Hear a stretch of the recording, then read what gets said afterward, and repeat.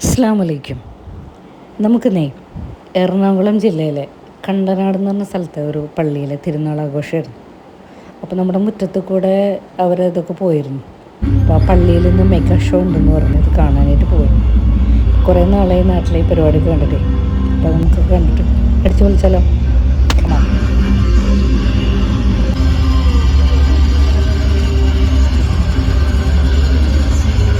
മിശിഹായുടെ ദേവാലയത്തിന്റെ തിരുനാളാഘോഷത്തോടനുബന്ധിച്ച് കൊച്ചിൻ സുരശ്രീ അവതരിപ്പിച്ചുകൊണ്ടുള്ള പ്രോഗ്രാമാണ് നിങ്ങൾ ആസ്വദിക്കുന്നുണ്ടെന്നറിയാം. എല്ലാവരും കൈയടിച്ച്